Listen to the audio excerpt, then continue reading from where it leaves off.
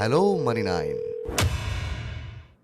Good evening, मैं हूं प्रियंका संभव और आपके लिए हर शाम को 4 बजे लेकर आती हूं हेलो मनी 9। पर्सनल फाइनेंस से जुड़े अलग अलग टॉपिक्स पर हम बात करते हैं, आपकी समस्याओं को दूर करते हैं। हमारे एक्सपर्ट्स आपको एक अच्छी सी इन्वेस्टमेंट स्ट्रैटेजी बताते हैं, तो सारा फोकस रहता है कि आपका पैसा कैसे अच्छी तरह से निवेश हो, ताकि आपको जब उसकी ज़रूरत हो कभी भविष्य में तो आपकी वो मदद कर सके, यानी पैसा बढ़े भी, सिर्फ आप कमाते ना रहें पैसे को।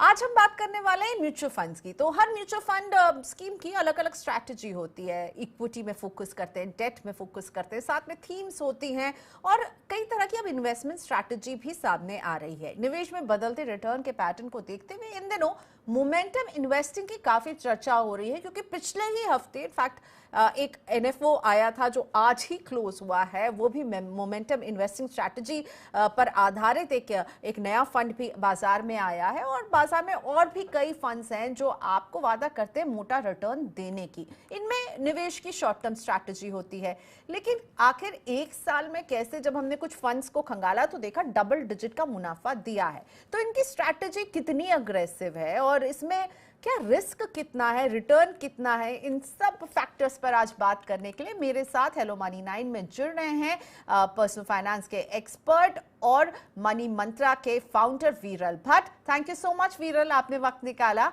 इनफैक्ट मैं चाहूंगी कि जो लोग भी वीरल से बात करना चाहते हैं, केवल मोमेंटम इन्वेस्टिंग पर ही नहीं, अपने पोर्टफोलियो को भी अगर आप डिस्कस करना चाहते हैं तो प्लीज अपने सवाल हम तक पहुंचाइए। और सवाल ऐसे भेज सकते हैं, व्हाट्सएप कीजिए 9311121874 पर, या फिर आप हमें ईमेल कर सकते हैं money9query@tv9.com पर, या फिर यूट्यूब के इस लाइव कॉन्वर्सेशन को अगर आप सुन रहे हैं तो राइट हैंड में टॉप चैट बॉक्स पर भी आप अपना सवाल लिख सकते हैं। बस ध्यान रहे, जब सवाल लिखें तो जितने अच्छे से आप अपना सवाल लिखेंगे उतने अच्छे से वीरल को आपका सवाल समझ में आएगा और वो आपको जवाब दे सकेंगे। चलिए अब वीरल का रुख करते हैं, शुरुआत करते हैं आज की बातचीत की। वीरल, ये मोमेंटम इन्वेस्टमेंट स्ट्रैटेजी क्या होती है, जरा समझाइए। और बहुत ही कम ही फंड्स अभी हैं म्यूचुअल फंड के बाजार में जो इस स्ट्रैटेजी को फॉलो कर रहे हैं। इस स्ट्रैटेजी को एक आम निवेशक कैसे समझे?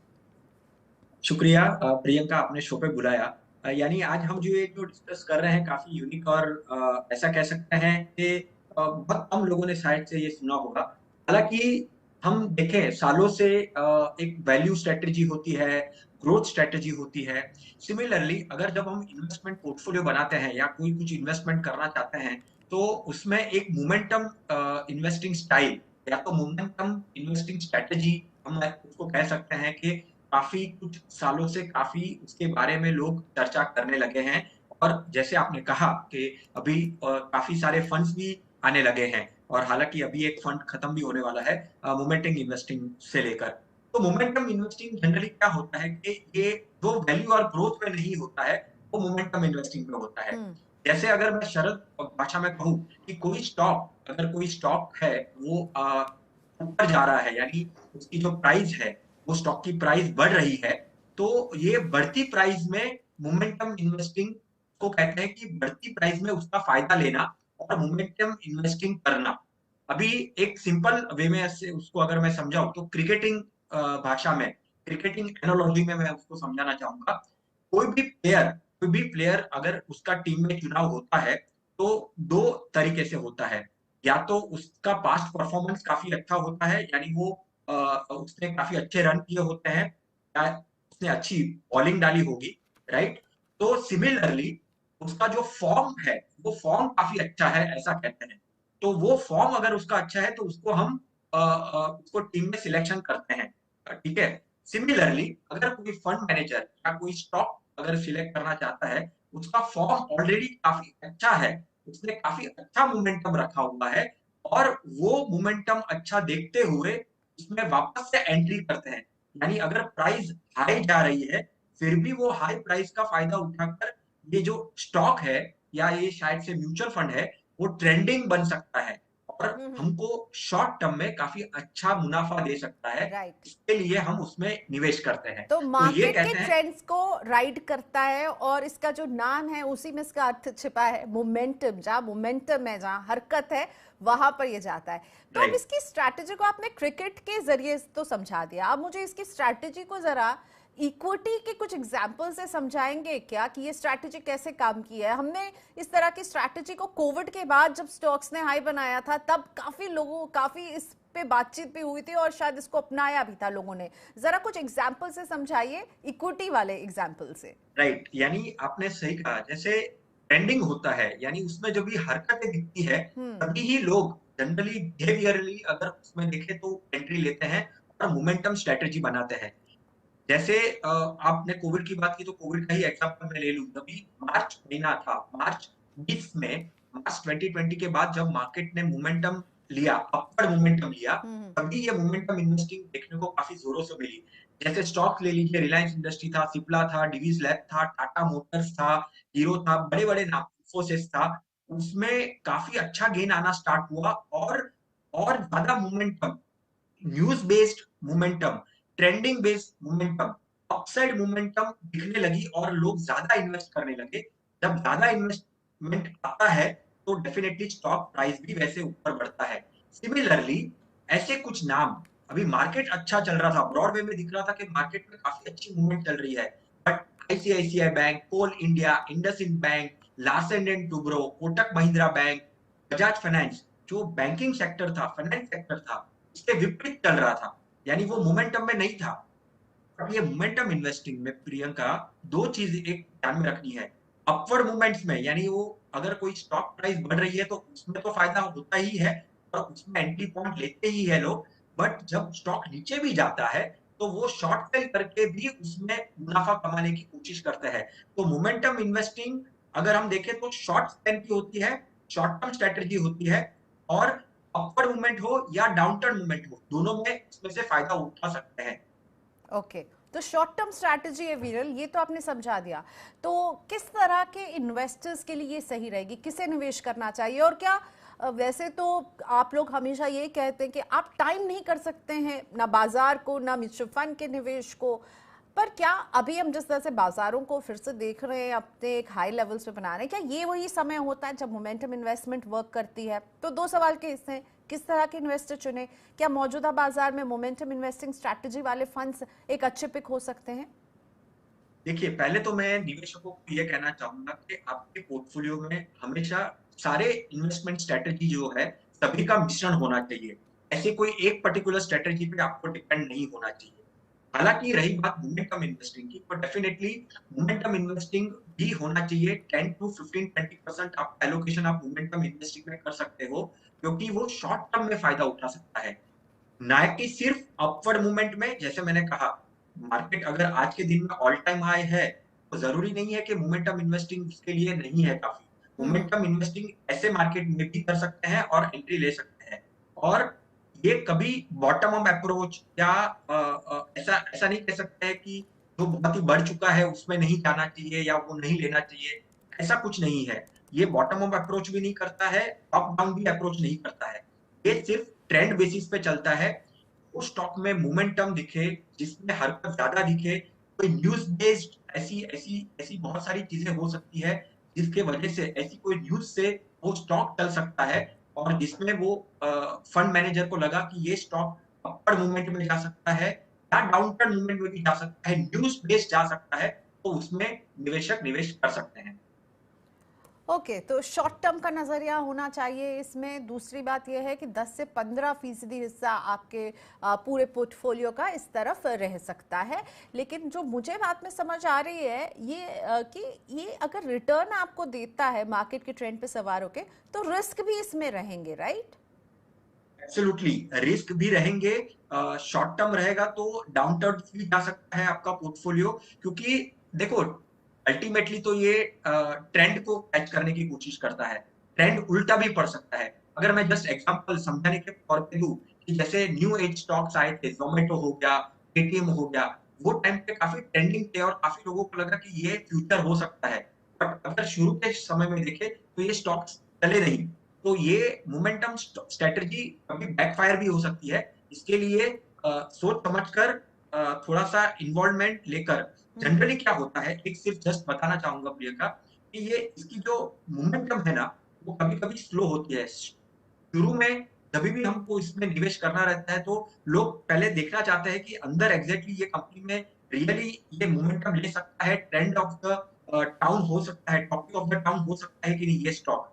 फिर ही ये समझकर, थोड़ा-सा देखकर, फिर ही ये ऐसी स्ट्रैटेजी में आप निवेश करिए।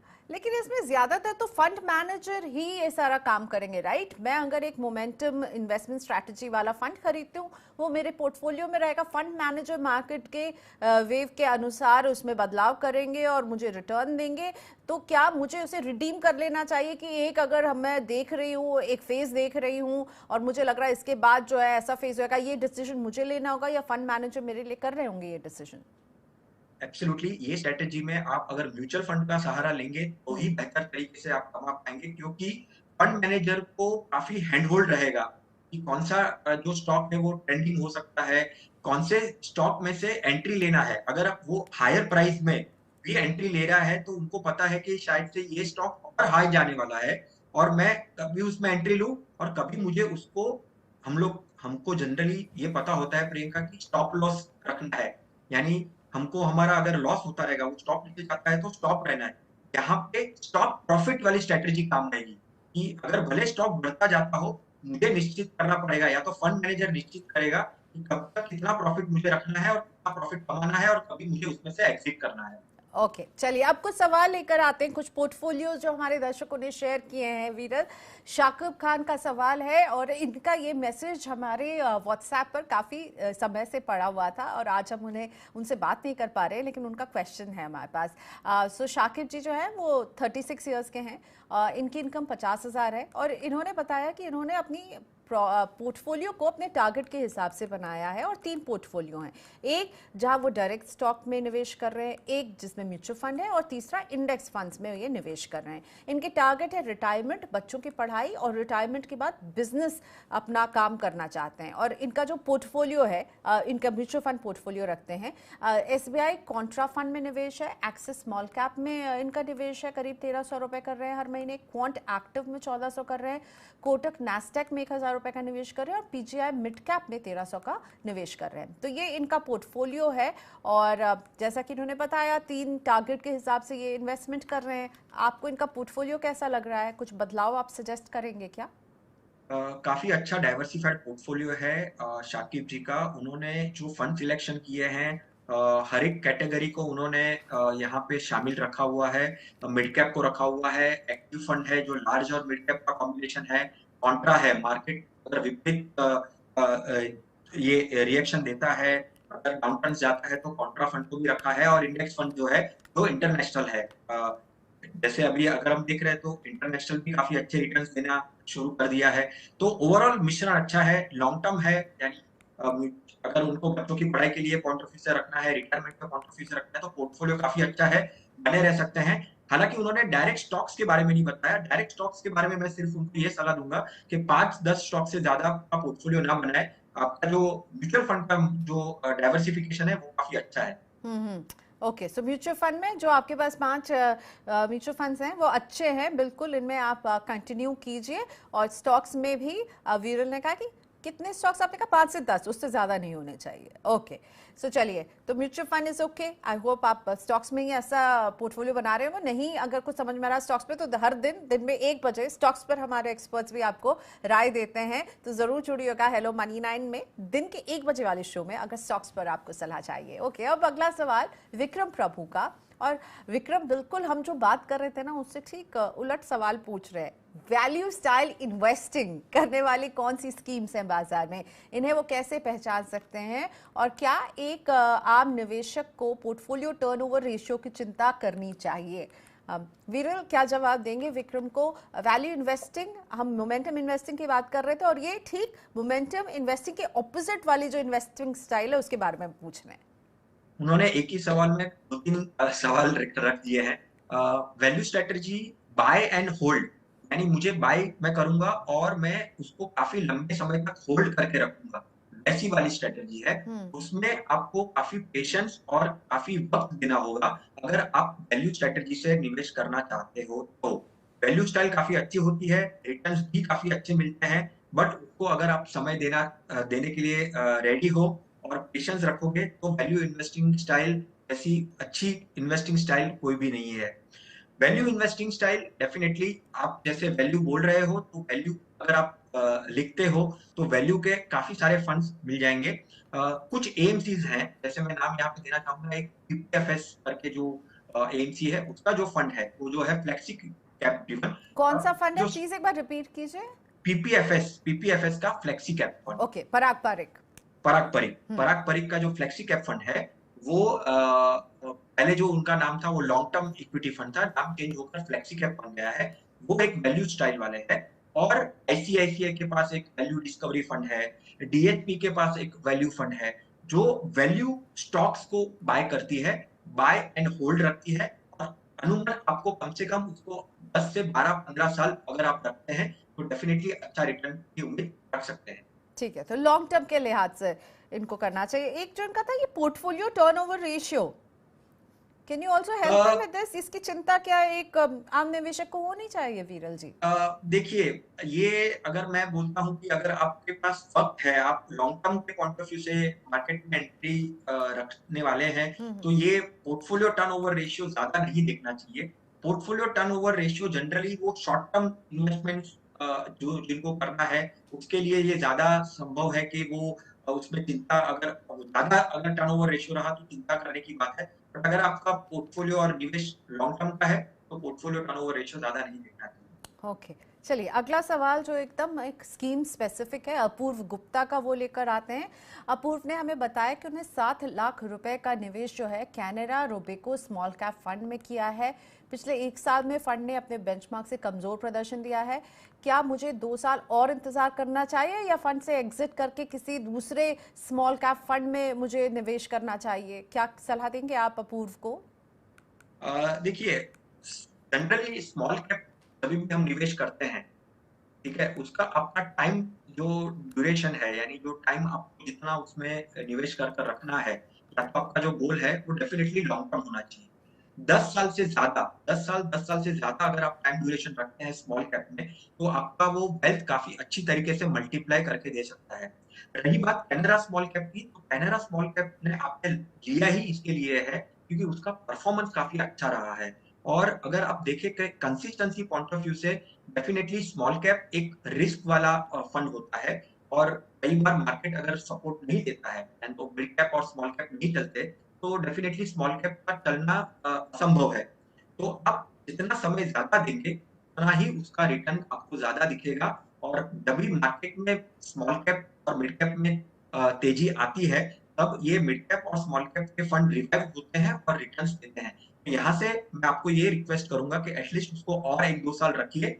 मिड कैप और स्मॉल कैप की रिटर्न आना अभी वापस से शुरू हुआ है, कमबैक हुआ है। और डेफिनेटली जो कैनरा का पोर्टफोलियो है वो भी कुछ समय में आपको उसमें बदलाव दिखेगा और रिटर्न्स आपको दिखेंगे। Okay, so Apoorv please exit करने की जल्दबाजी नहीं कीजिए, थोड़ा सा आपको और इंतजार करना चाहिए।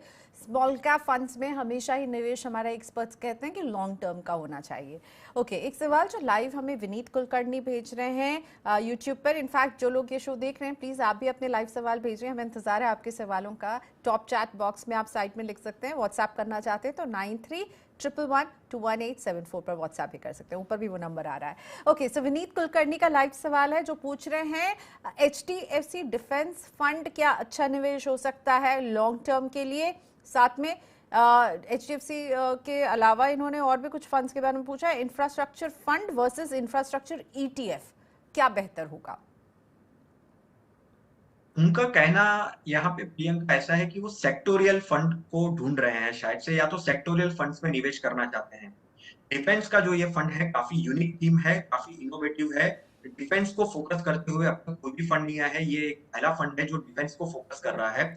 और स्पेशली ये गवर्नमेंट काफी सारे इनिशिएटिव्स उन्होंने लिए हैं डिफेंस के तौर पर और आने वाले सालों में भी लेंगे। तो डेफिनेटली डिफेंस के स्टॉक्स काफी मोमेंटम में है और मोमेंटम ले रहे हैं। और मोमेंटम इन्वेस्टिंग में भी डिफेंसिव स्टॉक्स आपको अच्छे रिटर्न दे सकते हैं।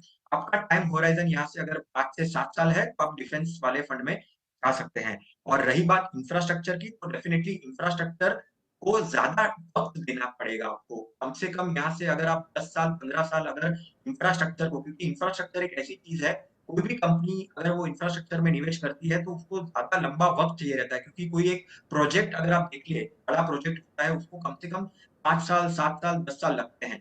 तो वो उसका जो मोमेंटम है, यानी उसका जो फ़ायदा है, वो मोमेंटम आपको ज़्यादा रखना पड़ेगा, देना पड़ेगा, तो ही आप उसमें निवेश करना सोच सकते हैं। आप ईटीएफ करें या फंड करें, फंड काफ़ी अच्छी तरीके से एक्टिवली मैनेज होगा और ईटीएफ जो होगा उसको वो इंडेक्स को फॉलो करेगा, जो इंफ्रास्ट्रक्चर का स्टॉक्स का इंडेक्स होगा।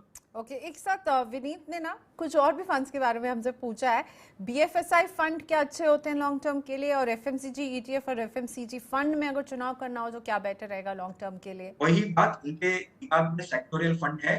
एफएमसीजी सेक्टर काफ़ी एग्रेसिव नहीं कह सकते हैं। अगर आप उसकी पास्ट परफॉर्मेंस देखें तो ज़्यादा एग्रेसिव रिटर्न्स नहीं दे पाएँगे आपको। बट हाँ, उस क्योंकि एफएमसीजी एक बहुत ही इम्पोर्टेंट रिक्वायरमेंट रहती है, तो एफएमसीजी भी आपको अच्छा रिटर्न दे सकती है। यहाँ से अगर आप 5-7 साल का व्यू रखें तो एफएमसीजी भी आपको बेटर रिटर्न्स दे सकते हैं। ओके, चलिए अब अगले सवाल की तरफ बढ़ते हैं। कैलाश सूद का सवाल लेते हैं और कैलाश जी पूछ रहे हैं कि प्लीज़ सीनियर सिटीजन्स के लिए कुछ अच्छे म्यूचुअल फंड में निवेश का सुझाव दें जहां कम जोखिम रहे। जब भी सीनियर सिटीजन्स की बात आती है तो डेफिनेटली एक हाइब्रिड कैटेगरी जो है वो उनको देखनी चाहिए। अगर वो फिक्स डिपॉजिट के अलावा कुछ इन्वेस्टमेंट्स करना चाहते हैं तो वहाँ पे आप 5 साल का व्यू लेकर चल सकते हैं। पहले बैलेंस फंड देख सकते हैं। हाइब्रिड कैटेगरी के अंदर एक कंजर्वेटिव हाइब्रिड फंड होते हैं और बैलेंस फंड होते हैं। ये 2 फंड का चुनाव कर सकते हैं आप जब आप senior citizen point of view से निवेश करना चाहते हैं और उसमें जोखिम भी कम होता है। बट हाँ, आपका व्यू जो होना चाहिए वो 3, 5, 7 साल का व्यू होना चाहिए। वही ऐसे फंड में आप जाइए, क्योंकि उसमें कहीं न कहीं कुछ प्रतिशत इक्विटी एक्सपोज़र भी होता है। ओके, सो हाइब्रिड फंड जहां आपको इक्विटी और डेट दोनों का एक मिलन मिलेगा, जिसके लिए बैलेंस एडवांटेज फंड काफ़ी पसंदीदा फंड बन रहे हैं ऐसे लोगों का जो कम रिस्क लेना चाहते हैं। ओके, शैलेश अरोड़ा जी का सवाल लेकर आते हैं। मेरे पोर्टफोलियो पर आप प्लीज़ राय दीजिए। 10 साल में 1 करोड़ का फंड जुटाने का इनका लक्ष्य है और इनका पोर्टफोलियो अब सुन लीजिए आप। वीरल axis global innovation fund of fund है इनके पास, 5,000 रुपये का निवेश है। एक्सिस निफ्टी 100 इंडेक्स फंड है, 1,000 का निवेश। पराग पारिक फ्लेक्सी कैप 1,000 का निवेश। डीएसपी निफ्टी 50 इंडेक्स फंड 1,000 का निवेश। एसबीआई फोकस्ड इक्विटी फंड 2,000 का निवेश। एसबीआई ब्लू चिप फंड 1,000 का निवेश है। 10 साल का नजरिया 1 करोड़ के टारगेट पे नजर है। कैसा लग रहा है आपको शैलेश जी का पोर्टफोलियो? पोर्टफोलियो डाइवर्सिफाइड है। मल्टी कैप फंड एक मिसिंग है, वैसे देखने जाए तो कैटेगरी वाइज उनके यहाँ पे 2 लार्ज कैप है, एक उन्होंने निफ्टी 50 रखा है और एसबीआई ब्लू चिप रखा है। तो दोनों में से कोई एक फंड निकाल कर उसको मल्टी कैप को वो देख सकते हैं। लार्ज एंड मिड कैप को भी वो ये पोर्टफोलियो में शामिल कर सकते हैं। रही बात गोल की, तो 10 साल में 1 करोड़ ये 11,000 की एसआईपी से वो नहीं जुटा पाएँगे।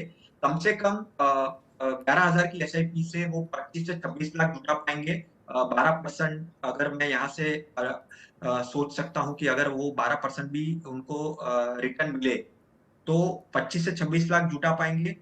1 करोड़ के लिए कम से कम उनको 42,000 की एसआईपी अगर वो पर मंथ, यानी यहाँ से अगर वो एसआईपी को बढ़ाते हैं और 42,000 तक लेकर जाते हैं, तो वो 1 करोड़ हासिल कर पाएँगे 10 सालों में।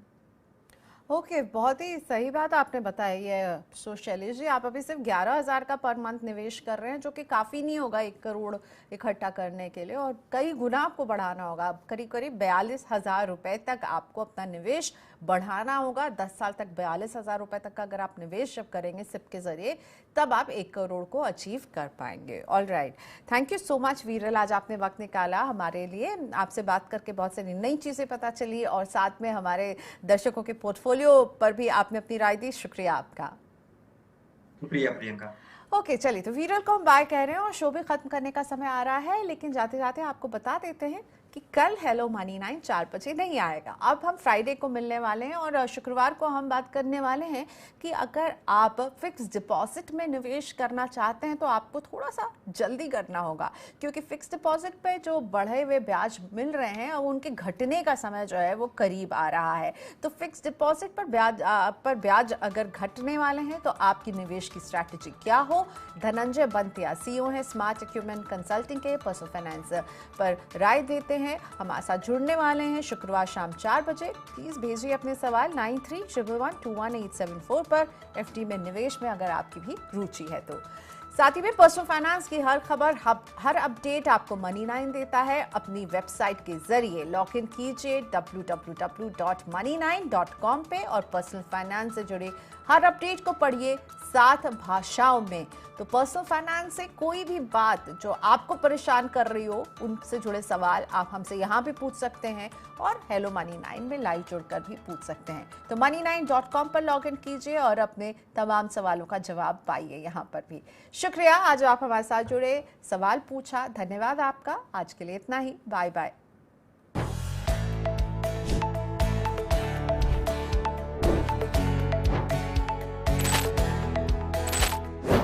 Hello Money9।